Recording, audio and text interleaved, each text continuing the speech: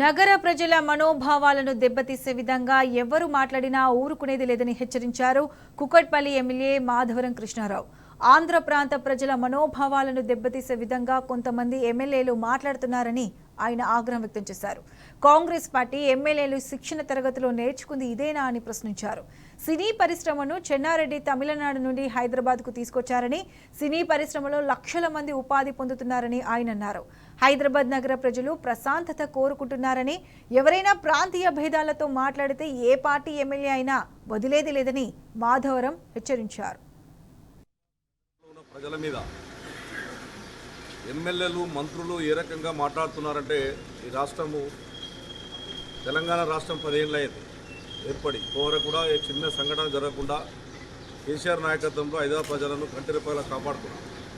ఇప్పుడున్నటువంటి గవర్నమెంట్ వచ్చిన తర్వాత ఎమ్మెల్యేలు రెచ్చిపోతూ ఉన్నారు, మంత్రులు రెచ్చిపోతూ ఉన్నారు.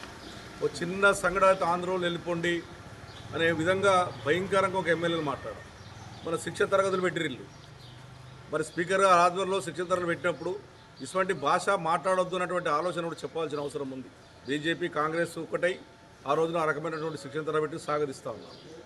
ఇవాళ ఆందోళన తెలిపండి ఇది ఉండొద్దు అని ఒక లాయరు, ఒక అతను, అదేవిధంగా ఒక ఎమ్మెల్యే, అదే ఒక మంత్రి, నువ్వు ఏం కంట్రిబ్యూషన్ ఉన్నది సినిమా వాళ్ళది అన్నటువంటి మాటలు మాట్లాడడం నేను ఒకటే కోరుతూ ఉన్నాను.